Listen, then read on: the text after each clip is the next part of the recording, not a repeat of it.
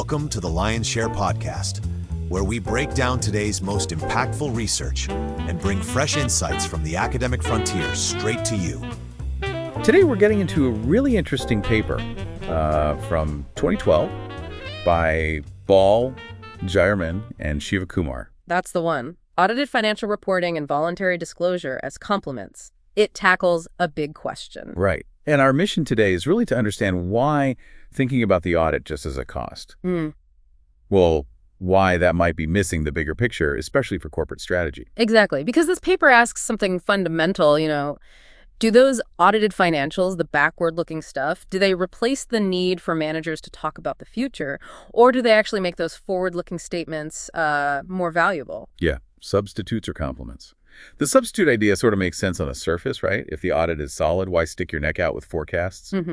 But they test this confirmation hypothesis, the idea that verifying what happened actually disciplines managers to be more truthful about what they expect to happen. And spoiler alert. Well, the evidence they found is pretty strong. Complementarity really seems to be the story. They used a huge data set.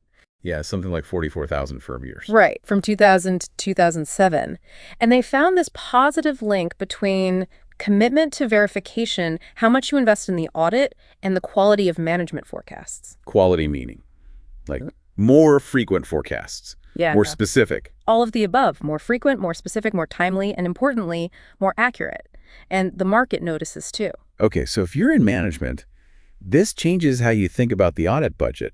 It's not just compliance. Absolutely not. It's strategic. It's a way to build credibility. How so? Like spending more on the audit signals something. Precisely. By visibly spending more on high-quality verification, you're sending a costly signal to the market that says, we stand by our numbers past and future. It makes your voluntary disclosures, the forward-looking stuff, more believable. That link between accounting spending and communication value, that's really key for practitioners, isn't it? It really is. It connects the dots. But maybe we should quickly touch on the theories they build on. Good idea. Lay the groundwork. Okay, first, you have the confirmation hypothesis itself. That's their main argument. The audited, backward-looking report acts as a check on the forward-looking voluntary stuff. Managers know they'll be held accountable later by the audited numbers. Which forces them to be more truthful now. Right. Then there's the basic problem of strategic information transmission. Think Crawford and Sobel. If managers can mislead, and investors know that, then unverifiable talk is just cheap talk.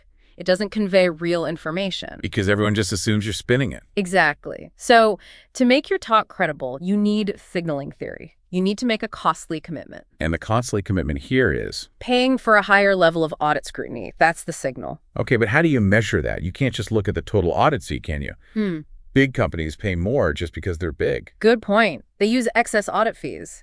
They basically figure out what a firm should pay based on size, risk, complexity, all that standard stuff. And then the amount above that predicted fee, that's the excess. That's seen as the voluntary investment in extra verification, buying a better audit product, essentially. Got it. So that's the signal strength.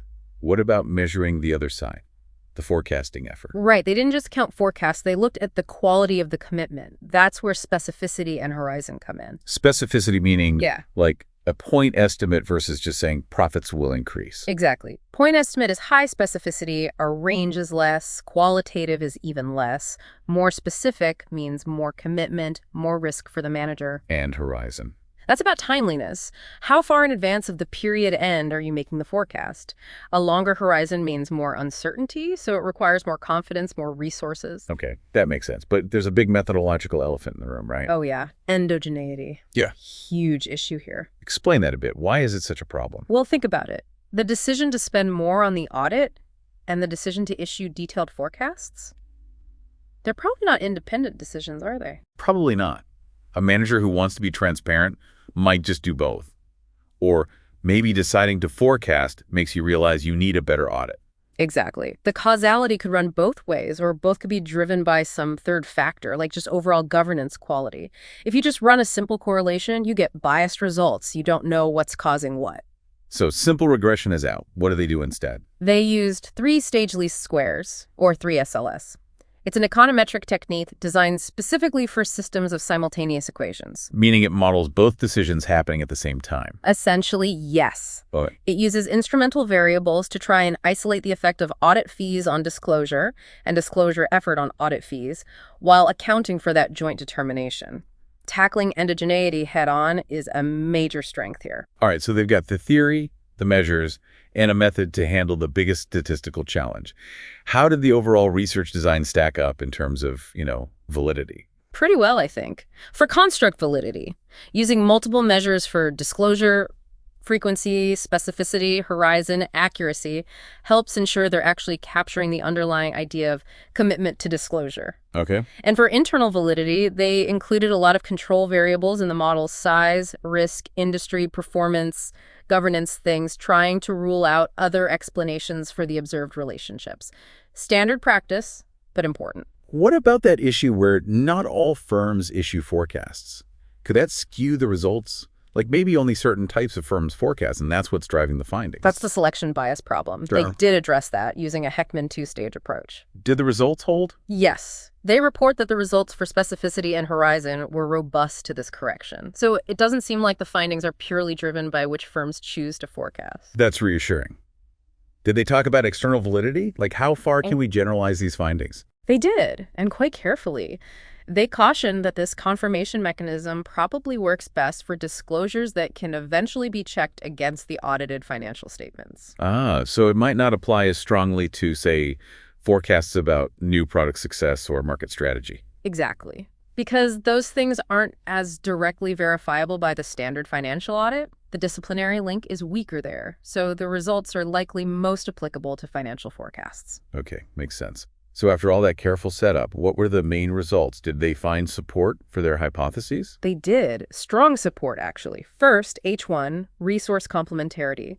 They found that higher excess audit fees were positively associated with more forecasting activity. Got numbers on that. Yeah, for instance, a 1 standard deviation increase in forecast specificity was linked to about an 8.4% increase in excess audit fees. So firms investing more in verification also invest more in detailed forecasting. They move together.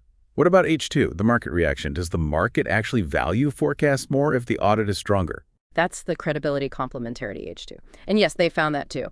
The stock market reaction to a management forecast was significantly stronger for firms with higher excess audit fees. How much stronger? A 1 standard deviation increase in excess audit fees was associated with almost a 10%. 9.81% to be precise increase in the absolute market reaction around the forecast announcement. Wow. And they had that comparison between low fee and high fee firms too, right? Right.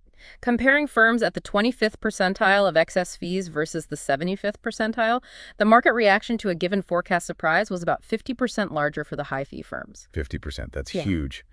The market is clearly saying we believe forecasts more when the firm invests heavily in its audit. Absolutely. The evidence strongly points to audits and voluntary disclosure being complements, working together to inform the market. So given this pile of evidence, the theory, the sophisticated methods, these results, what are the big conclusions the authors draw, and do you think they're justified? Well, their first big conclusion is that you really can't evaluate the economic role of audits and voluntary disclosure in isolation.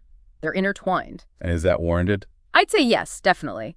Given the robustness across different tests through SLS, other checks like fixed effects, and how they directly tackled endogeneity, that conclusion seems very well supported. The audit isn't just a standalone report, it's part of the infrastructure for other information. Okay, what's the second main conclusion? Something about standard setting. Yeah, it's a bit prescriptive. They argue that optimal financial reporting should probably stick to independently verifiable, mostly backward-looking information. You trust? Because that verifiability is precisely what provides the discipline, the anchor, that makes managers' forward-looking statements credible. If you make the anchor itself less reliable, you might damage the whole system. That's a really interesting point. Did they consider other reasons why firms might pay high audit fees and also forecast a lot? Like maybe it's just about avoiding lawsuits? They did look at the litigation risk hypothesis. If that were the main driver, you'd expect the link between audit fees and forecasting to be stronger in high litigation risk industries. And was it? Generally, no. They found the opposite. The association was often weaker for high litigation firms, except maybe for forecast accuracy.